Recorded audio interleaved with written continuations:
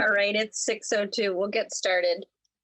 Good evening and welcome to the regular Board of Directors meeting. Today is Thursday, July 23rd, 2020. This meeting is being held remotely via Zoom. I'd like to call the meeting to order. Ms. Pinilla, can you please call the roll? Yes, good evening, everyone. I will begin with Director Gould. Here. Director Orzali. Here. Director Wood.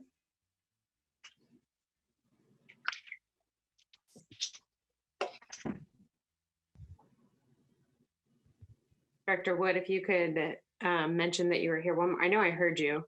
I'm here. Okay, thank you. Director Kelly. Present and accounted for. And Director Sailors. Here.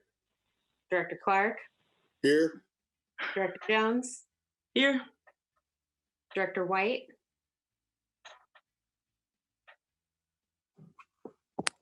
Here. Great, all directors are accounted for. I will turn it back over to you, President Sheets. Thank you. Metro Cable announcement. The open session meeting is videotaped for Cablecast on Metro Cable 14. Replay on Sunday, July 26th at 2 p.m. and Monday, July 27th at 6 p.m. on Channel 14. Webcast at www.sacmetrocable.tv. This is now the public's opportunity to discuss matters of public interest within the district's jurisdiction, including items on or not on the agenda. Madam Clerk, are there any speakers? I did not have any speakers contact me beforehand, but Art, if you could please unmute everyone and give anyone a chance to speak that might be interested in doing so. Absolutely. Callers, you are unmuted, and those participating via your desktop, you have the ability to unmute yourself. If there's anything you would like to say, now would be a great time. And looks like no response. Thank you. Okay. Now moving on to the consent items, I'd like to please make a note that item number 2 has been moved to the action items. So are there any remaining questions for consent items 1 and 3? Madam Chair, I move consent items as amended. I'll I second. second it. Great. We have a first and a second. Can you please call the roll? Yes, Director Gould. Aye. Orzali. Aye. Wood. Aye. Kelly. Aye. Sailors. Aye. Clark. Aye. Jones. Aye. White. Aye. And Sheets. Aye. Motion passes. All right, moving on to the first action item, cooperative agreement for the federal excess personal property, FEPP program. Chief Harms would like to open this up.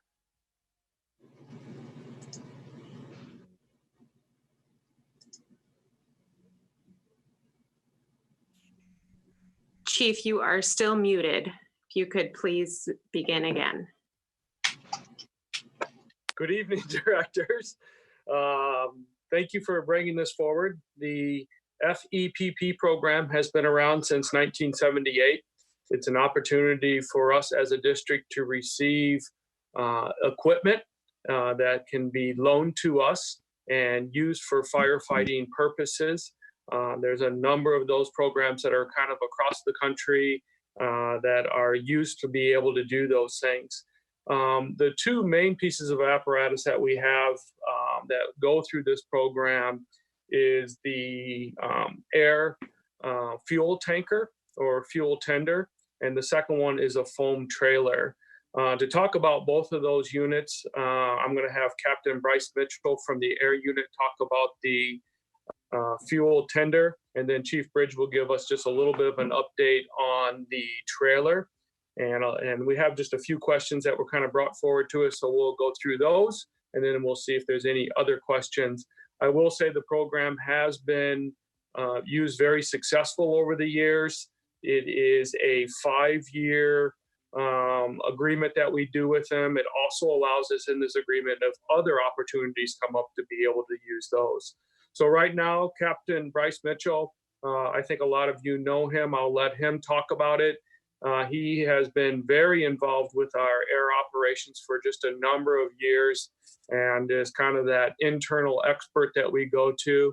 And I actually asked him to talk about two things because there's always a little bit of confusion between the fuel tanker at 115 and then the heli-tender, which is a support vehicle that is out there. For this program, just to be sure, it's the fuel tanker or tender 115 that we're talking about. So Bryce. Good evening, everybody. How you doing? So what we have is a very brief presentation on kind of the differences of what we have, and it also talks a little about how we acquired the two pieces of equipment in the program. So we'll start out by talking, if we can go to the next slide, we'll show you fuel tanker 115. So this vehicle right here has been with us since 1998. And that was acquired through the FEPP program. It was at no cost to us, and it came from Kern County when they acquired a new vehicle. Now, the great thing about this is although as you can see from the photo, it's a slightly older vehicle. I think it's roughly like an 87, 88. It is in actually quite good shape. We take good care of it. It's housed at 115 right here at our operations, and it remains on site. Its main job, its main purpose is rather essential to us, and that is it provides us day-to-day fueling operations. So every time we come back from a call and land, we immediately refuel the aircraft. That means we don't have to wait on outside vendors. We don't have to, at times wait for up to an hour to get fuel from a truck. The other thing it provides us is that since we are able to buy in bulk, we buy about 22 to 2,400 gallons at a time. That enables us to get a government bulk contract rate.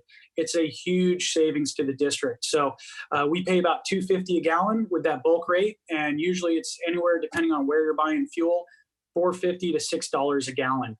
So we get massive benefits from having this in our fleet. And really, there's no current plan for replacement. It does go to fleet from time to time, usually at the end of the season, to get some minor tune-up issues, but there's really no need to replace at this time. It's serving its purpose quite well, and it's something we acquired a long time ago, but we've had a lot of success with. And moving to the next slide, we'll kind of show you the slight difference there in the vehicle that's parked next to it. This is our heli-tender. This is something that we acquired on loan, not through the FEPP, but it's just on an indefinite loan from CAL FIRE, or at the time CDF, back in 2003.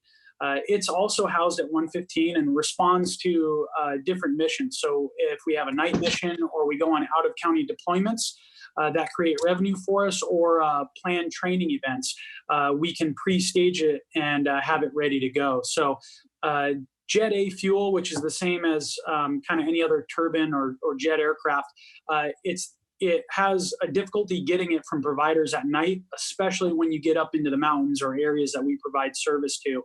On any out-of-county deployments, for example, the Campfire and the Mendocino Complex, which we had deployments to 2 seasons ago, that annual contract we have with CAL FIRE, like any other operator out operating on their fires, is actually required to have 8 hours of fuel available to them at any given time.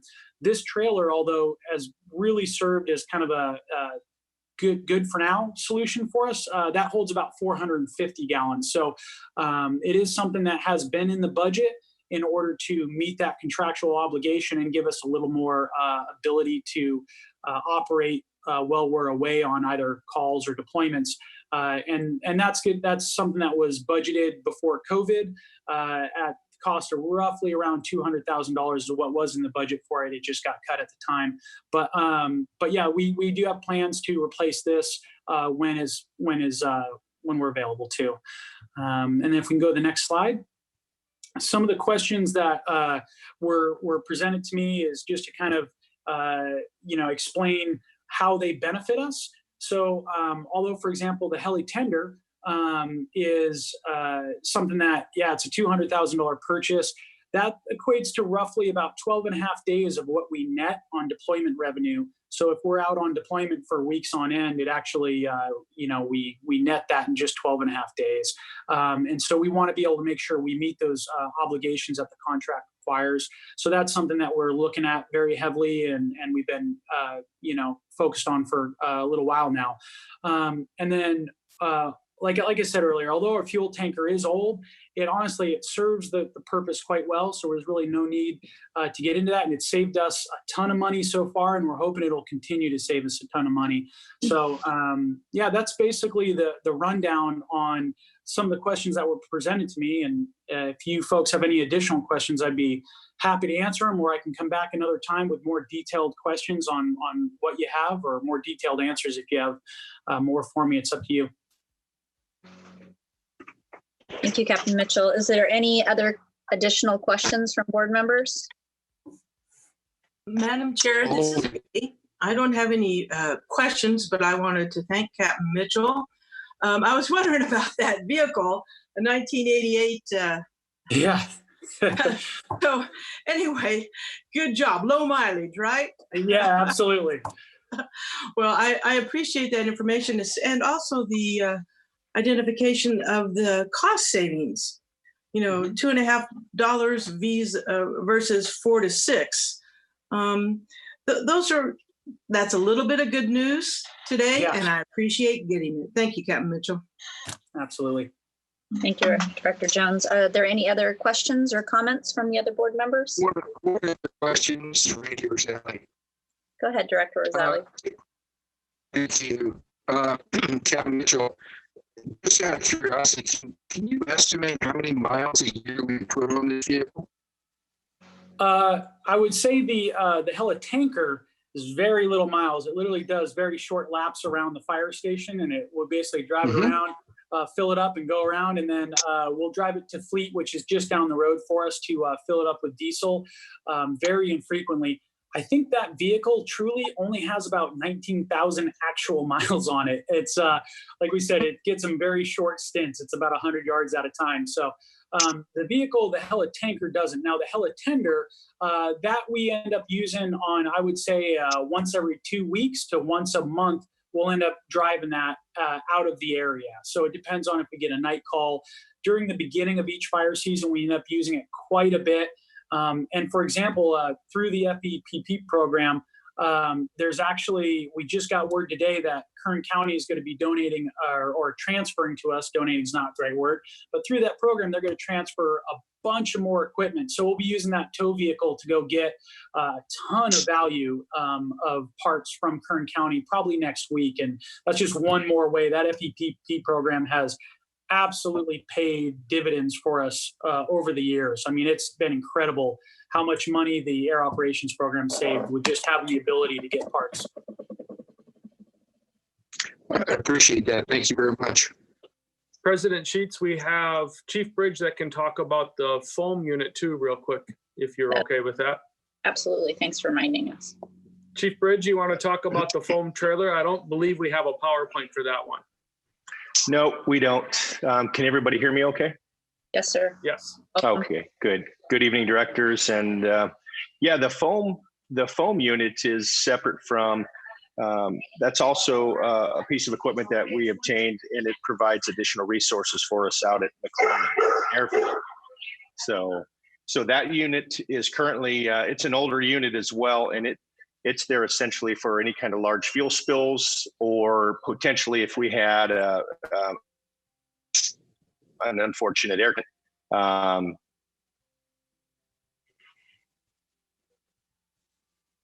The foam unit has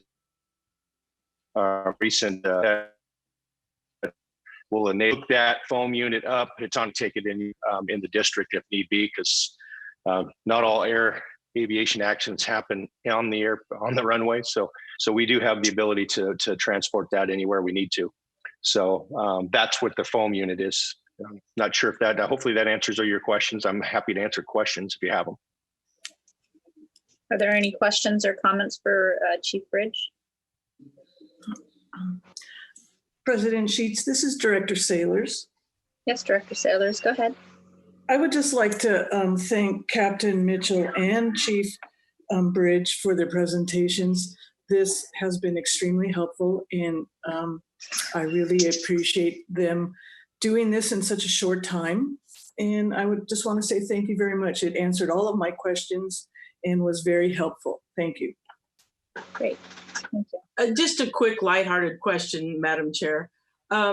Chief Bridge, hey, does CAL FIRE know we still have that loaner vehicle?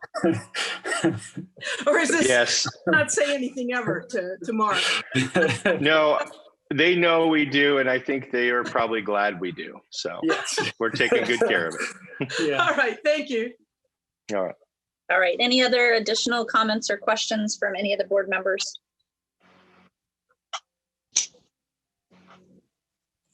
I will entertain a motion. So moved. Second.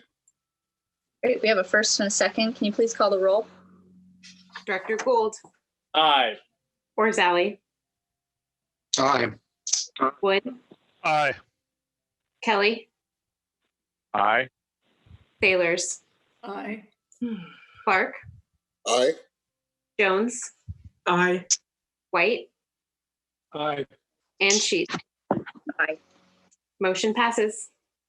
Great. Moving on to action item number 2, fiscal year 2020 Assistance to Firefighters Grant, COVID-19 Supplemental Award. Ms. Castleberry. Good evening, everyone. Good to see you all tonight. Can you hear me all right? Yes, ma'am. Excellent. Thank you for having me. I am presenting tonight a grant award that we have received. On April 24th, we were notified by AFG that a grant program was available for funding for PPE and related supplies for COVID-19 response. We, of course, applied for that opportunity. And last week we were notified, actually on July 8th, that we did receive a grant award in the amount of $171,678. That grant award was to cover PPE, specifically respirators, gowns, procedure masks, gloves, and eye protection, and other related supplies with regard to disinfecting, sanitizing solutions, sprays, wipes, etc., for that we had to gear up with for our COVID-19 response and preparation for the ongoing pandemic. That said, the grant was actually separated into 2 different projects. One is for the reimbursement of costs already incurred since January for response, and then additionally funds for immediate response that should last us through October for these type of items. So that being said, we are requesting that the board approve the resolutions to accept the grant award and also the corresponding budget amendments to add these funds to our preliminary fiscal year 2021 budget. I can answer any questions you have. Thank you. Are there any questions or comments from the board members? Madam Chair, I make a motion we adopt. I second. I'll second the motion. Wonderful. We have a first and a second. Can you please call the roll? Director Gould, Aye. Orzali, Aye. Wood, Aye. Kelly, Aye. Sailors, Aye. Clark, Aye. Jones, Aye. White, Aye. and Sheets. Aye. Motion passes. All right, moving on to action item number 3. We will actually discuss this after closed session, which is where we will be moving into now. President Sheets, when you are ready, I can take a quick roll call of all the directors and make sure they've all joined back onto this meeting. Yes, I'm ready. Go ahead. All right. Director Gould, Here. Orzali, Here. Wood, Here. Kelly. Okay, Kelly was the one I was worried about because he was a caller. We'll come back to him. Sailors, Here. Clark, Here. Jones, Here. White is here, Sheets is here, Director Kelly, you may need to be unmuted again. I'll give Art just a moment to do that. Yes, I've enabled him to talk now. Okay, thank you. Director Kelly, can you just let us know that you're here? Yes, I'm online. Okay, great. Thank you very Can you hear much. Yes, we can. Right, Ms. Pania, will you please report out on closed session? Yes, thank you. The board met in closed session this evening. Item number 1 was significant exposure to litigation pursuant to subdivision B of section 54956.9. The board took no reportable action. The board also met pursuant to Government Code section 54956.9, subsection A, one matter of industrial disability retirement. The board took no reportable action, and that will be action item number 3 this evening. Great. Thank you. Thank you. So regarding action item number 3, are there any questions or comments? Madam Chair, I'd move that we adopt staff recommendation. I would second that. Chief Thank you. We have Director White. second. Can you please call the roll? Yes, Director Gould, Yes. Orzali, Yes. Wood, Aye. Kelly, Yes. Sailors, Aye. Clark, Aye. Jones, Aye. White, Yes. and Sheets. Aye. Motion passes. All right, moving on to reports. President's report, I have nothing to report. I will move on to the fire chief's report. Chief Harms. Just quick one tonight to all you directors tonight and everybody. Just thank you for the support over the last few weeks, especially Kate and my son that came up and helped out. I just received an unbelievable amount of texts and calls and cards and visits and food during the last few weeks. And I also just want to thank the deputies for kind of keeping everything in line and running things over the last few weeks. So that is my portion of it, but I am going to ask Chief Casantini to give just a quick update under my report also. Chief Casantini. Yes, thank you, Board President, and good evening, Directors and Chief Harms. So this is a follow-up to a previous question that Director Gould had. Wanted us to research the COVID-19 support services that are extended to our members and family members as well. So I just have a brief report out regarding that. So both Metro Peer Support Team, as well as our partners, participate in the Regional Behavioral Health Program. Take the opportunity to disseminate a lot of information regarding the resources available to employees and the spouses and children. We are currently in the process of completing a contract with new employee assistance plan provider, and this is going to double the number of clinician sessions for each of our employees and family members. Several resource pamphlets have been handed out from the peer team to the members and the employees. Currently, we have 52 trained members of the peer support team that report almost daily conversations with family and employees and their spouses. The peer support team has trained 3 spouses in peer support team training, and we have 5 more spots coming up for basic peer support team for spouses as well. Recently, the behavioral health team went out and presented their information to the suppression and captain academies. There was an intent to provide similar lecture to spouses, but that was postponed due to the COVID illness itself.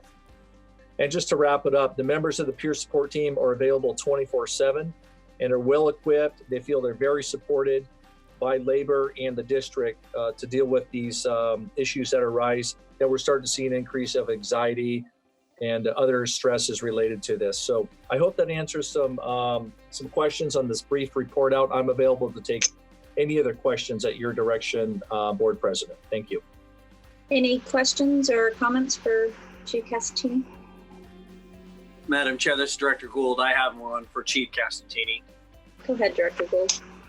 Chief Casantini, thank you for the follow-up. I very much appreciate that. You know, it's kind of ironic. It's almost a loop situation where we want to provide some training support relative to the stressors related to this COVID-19 pandemic, and yet we're not doing that because of the COVID-19 pandemic. And it seems to me like maybe what we should try to do is figure out a way to reach these folks virtually and provide some of that peer support or that support to the families and that training so that they can have the tools necessary during the pandemic to deal with the stressors that are going on. But thank you for the update. It sounds like we're well positioned to handle some of the unseen stressors that are going on because of this with our members and their families. So I'm very appreciative of that. I'd just like to encourage us to be a little more proactive and potentially offer an opportunity to those spouses or those family members that may want that additional training. But thank you very much. It was nicely done. Thank you, sir. Thank you. Any other questions or comments? Thank you, Chief. Moving on to the operations report, Chief Bridge. Good evening, Board President and Directors. Again, this is Eric Bridge, Deputy Chief Operations, and I will first do a radio communications check because you can hear me. Okay, thank you for the nod. Sometimes I'll get to talking for minutes and then someone will interrupt me and saying, are you going to start talking? So I am. So thank you for that. So I'll go with the COVID side. I'll keep and continuing with Chief Casantini. And I'll tell you, it is a crazy time, but I can assure you that we have between 522 and our and Jeff Wells, we got a good group of people that are working to make sure all of our members are taken care of. And I can appreciate Director Gould's concerns with the family too. So thank you for that, because we want to reach out to them as well. We do have, with that said, we have 12 members off in quarantine right now waiting for results to come back. They're all, those are all in good health. We do have a couple, we had a recent member test positive with mild symptoms. So currently we have had a total of, we have 12 off. We've had currently, we currently have 3 members that are positive and with mild symptoms. We have 7 that have recovered. So essentially what we've had is we've had 10 positive at Metro.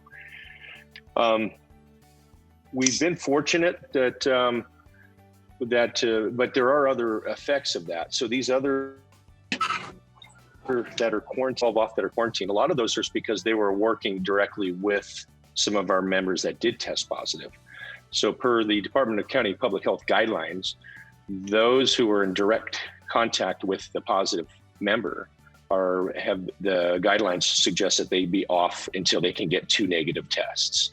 So that's what makes up those 12 members that are off. However, there's also, or makes the majority of those, excuse me. There are a few of those that are off that were exposed to a patient that was tested positive.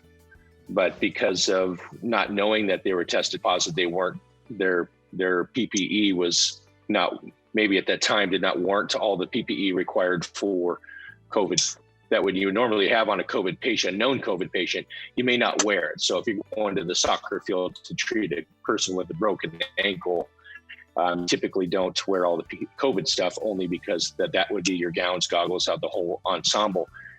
These cases where we would just typically wear a gown, wear a mask, goggles, and gloves, typically would consider a breach of PPE. So they would ask, now that the patient came back positive, they say, hey, go reach out to that member and make sure they stay off until they can get 2 negative tests. So with that said, we have a plan in place. And I know that some of the directors there have had some concerns. Well, what are we doing with our members and our staffing? I want to assure you, we have a plan in place that we have not had to dip into yet. We've come close. And that plan really, what it does is if we get to a point to where our staffing levels, where we have a significant amount of our members that are off due to COVID or due to anything, to be for that matter, we have a plan, a written plan in place that goes down to actually the one where it reduces down to 2 shifts. We haven't had to go there yet. So that's been great. But if we get into a position where we had a massive loss of membership because of illness or any other reasons, we would be able to enact that plan. Our neighbors to the west have had unfortunate luck too with some of their members, and they've had some clusters and hotspots where they've also dealing with the same situation that we're dealing with. So they're not in that boat either, going to 2 shifts, but a lot of the agencies have plans in place. So we're supporting our neighboring agencies also. So it's a trying time. So, kind of a finishing up of what Director Gould said, it has an impact in so many different ways to so many different people on so many different levels. So the good news is just wanted to assure you that we do have a plan in place for all. So that's, we'll cover my COVID side of it. And secondly, I have to put a big thanks out to Cap Perryman. He's been our savior with the turnaround time on a lot of these test results. So we continue to keep him on days to work with our members.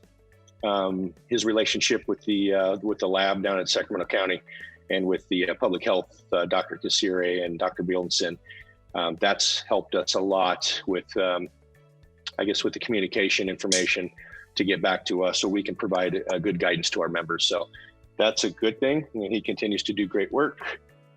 Our strike teams, we've had two strike teams go out. There was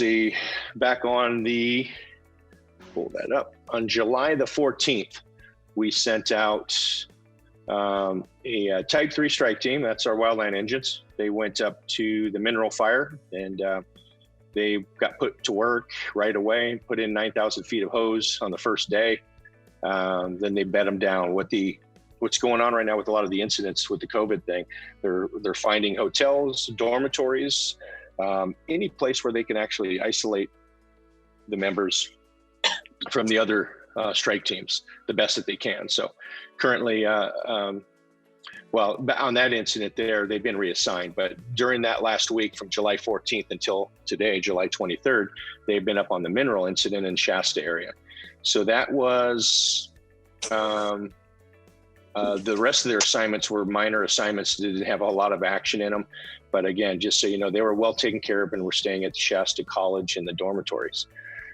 They got demobbed this morning, I believe it was, and reassigned right away to the Hog Fire, which is out near Susanville area.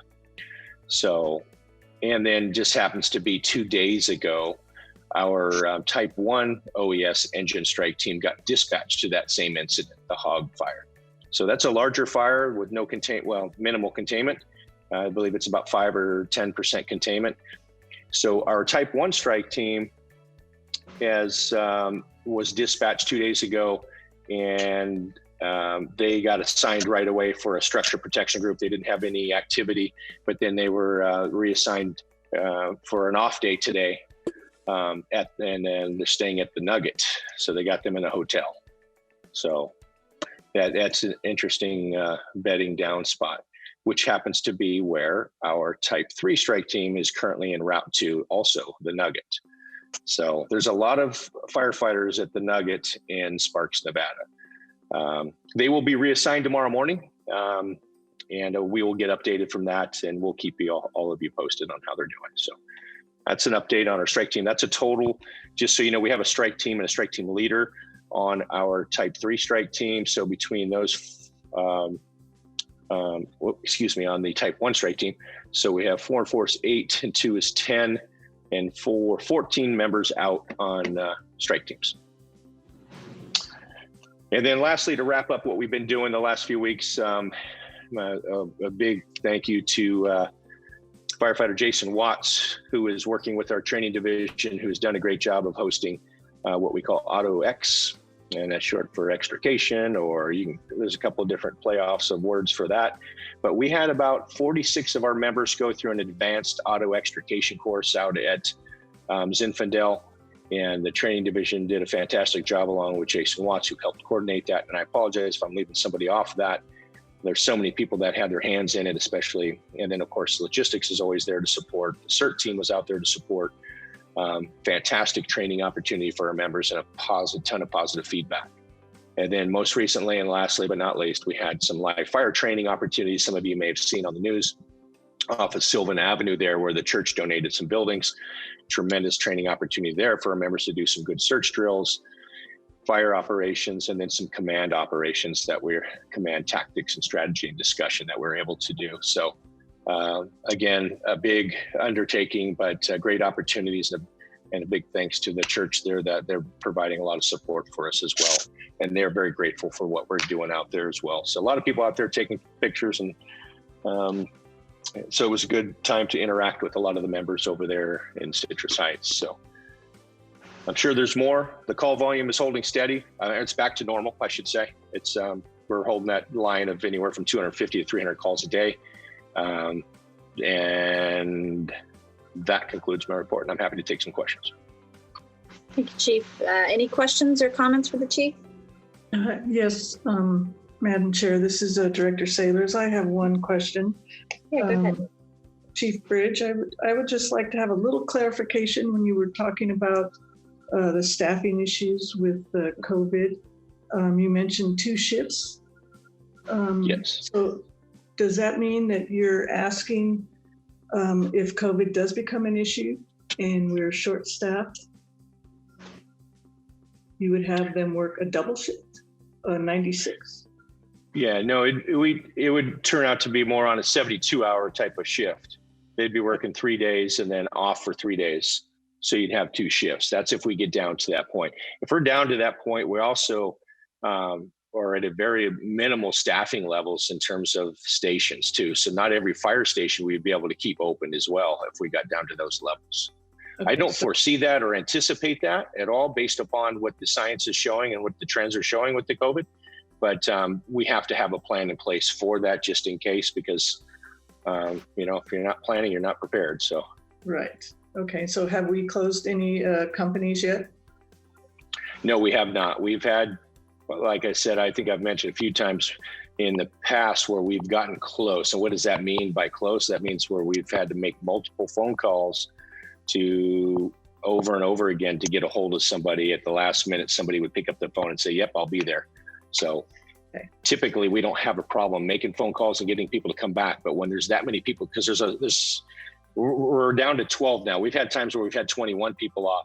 And when you have so many of those people that are really ineligible to work, that reduces that list of eligible people that we can call back to work. So, and if they're already gone or not available for other reasons, then you can see how quickly that can become a concern. But fortunately, the number of people that we have off is reduced down to 12. So we're in pretty good shape right now, but we have the strike teams out too. So that's a commitment we have with OES on the green engines. We're not allowing other members to go out on strike teams, and we're not sending out other engines out on strike teams right now either. So we feel we got a good handle, and we're in a good position right now to maintain all of our stations to remain open. Okay, good to hear. Thank you very much. Yeah. You're welcome. Thank you. Any other questions? Yes, Director Jones. Thank you. Quick question, Chief Bridge. Yeah. What is our turnaround time to get 2 negative tests so members can come back to work? So public health is asked that you wait between the 2 tests. So you take one, and they're anywhere from 48 to 72 hours before you take a second test. Keep in mind, though, CDC changes those guidelines hourly. and I mean that, since they do, they change. But, I totally get it. Yeah. So currently we're going off of a plan of anywhere from 48 to 72 hours to retest again. The lab times have varied depending on what they use in order to get the results. They have to use this reagent. And that's been the piece when they talk about, well, there's counties or cities around the United States that don't have the lab doesn't have all the testing stuff. What's that reagent piece? Is that what they're talking about? There was a period of time here just recently where they were short staffed on the reagent. We just got a resupply of that. So now, for example, we had a test recently that Captain Perryman was able to take down to the lab, and we got the result back in 2 hours. That's not typical, but that's due to a relationship that we have that Captain Perryman has with those folks in the lab and the Dr. Kasiri from the County Public Health that allows us to be able to provide adequate staffing for the community. They understand that there's a need with the first responders and the fire department to have that results quickly so we can maintain adequate staffing levels. Well, I'm sure all my colleagues agree with me that we have a big thanks to Captain Perryman as well as your whole staff for getting this together. The question was how much is medicine and how much is the bureaucracy of getting it done. So thank you for that information. You're welcome. Any other questions or comments? Thank you, Chief. All right, moving on to firefighters local 522 report. Mr. Goldrick, are you on the line? I am. Good evening, President Sheets and Board of Directors. I don't have much to report tonight, but I just want to give a thank you to Erin Castleberry and her team on the AFG grant. Also, the International Association of Firefighters, who gave us next in line service as far as the grant review, which worked really well. We had it back in a couple days. That's great news for us. And then to piggyback on Chief Bridges already said, we want our members to need for nothing if they have an issue with the COVID. We have unlimited resources, administration's on board, and we're willing to do whatever is necessary in order to make sure everybody has everything they need. So that's all I have, unless you have any other questions. Any other questions or comments? Thank you, Captain Goldrick. Have a good night. Moving on to committee and delegate reports. The executive committee has not met for some time and we do not have a meeting planned. So I have nothing to report. Moving on to the Communications Center JPA, looks like Chief Casantini. Yes, thank you. There is no report. The next meeting is July 28th. Thank you. All right, moving on to California Fire Rescue Training JPA. Chief Casantini, you're up again. Yes, also no report. Next meeting, September 17th at 4 o'clock. Thank you. Finance and Audit Committee, Director Rosali. The committee has not met. We have a next meeting scheduled for Thursday, the 28th. And that's it. Thank you. And the Policy Committee, Director Gould. No report. All right, we'll move on to board member questions and comments. We'll start with Director White.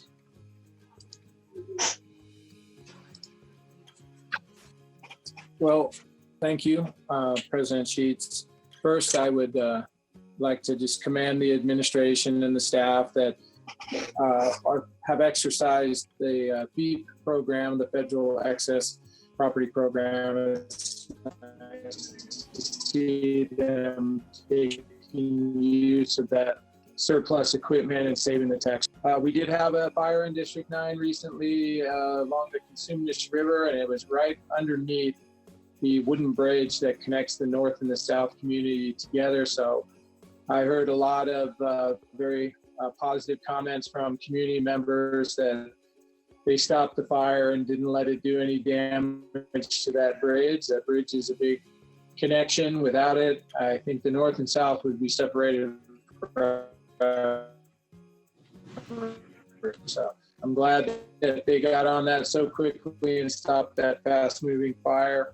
I want to wish the crews that are out on strike teams just that they have a safe return. And I actually wanted to close by congratulating President Sheets for accomplishment and want to be recognized. So congratulations. Thank you. Appreciate that. That's it for me. All right, moving on, Director Jones. Thank you, Madam President. A quick shout out and thank you to Chief Harms, Chief Casatini, Fire Marshal Lisa Barsdale and her staff. There's been one large and a couple small ongoing issues in my division. And I very much appreciate the stick-to-itiveness as well as the professionalism that our staff has shown in these issues. I appreciate that. And congratulations, Madam President. Master's degree, well done. Thank you.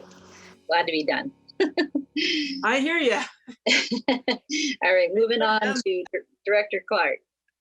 Yes, Madam Chair, I'd like to, I'm happy And actually, I'm very proud of the way that our administration is handling this COVID situation and the safety of our members and staff. The other thing is I want to welcome the chief back. I'm really impressed with his physical therapy. Walking 3 or 4 miles a day is pretty good for someone that's just had hip surgery. So congratulations and welcome back, Chief. That's all I have. Thank you. Director Wood. Yeah, thank you, Madam Chair. I would just echo the comments that were already made and wish everybody to continue to stay safe out there. Thank you. Director Rosales. I just wanted to welcome Todd back, and not that apparently based on the job that everyone's done in his absence, there's really no need for it. But other than that, I also want to thank and congratulate Ms. Castleberry and her team for the job that they've done on this grant. It's fantastic. Thank you. All right, Director Gould. Thank you, Madam Chair. I just want to thank all the staff for their wonderful reports this evening, and really congratulate the organization for being so proactive in taking care of not only our members, but also their extended family members. So thank you very much for the reports and keeping us apprised of that, including those reports that were provided in closed session. And congratulations. Thank you. I'm glad that Director Jones actually mentioned that it was the masters, because anytime anybody wishes a woman congratulations, it's usually something different. So, moving on, Director Sailors. I just want to say thanks to everyone, especially Captain Mitchell for his presentation on the FEPP program and those apparatus. And congratulations, President. Thank you. All right, Director Kelly. Yes, it's been a while. I think I missed the last 2 meetings, at least since July 4th, and I wanted to extend my thanks to Assistant Chief Adam Mitchell, who I rode with on the 4th, and the crews at 106, and also the personnel out at 115. It was a pleasure to listen to their stories and hear their concerns or comments about the different programs that they're involved with. Again, I do appreciate the time that they took, and it was a pleasure to be out with the guys on the 4th. So I hope everybody has a good weekend, and look forward to seeing you all again soon. Sorry I couldn't participate on Zoom tonight. Thank you, sir. All right. Well, I also wanted to welcome the chief back, and I'm glad that you look healthy and happy. And thank you for the presentations tonight. They're very informative. Thoughts and prayers for our crews who are out on the strike team, and I wish their safe return. And I do want to thank all of the, director. Wanted to thank all of the directors for the well wishes and the congratulatory. So I start my vacation tomorrow, and I'm looking forward to reading a book that I actually want to read. So. And with that, our meeting is adjourned. We will meet the next meeting, August 13th. Have a good evening, everybody. Thank you, folks. Thank you. Bye, everybody.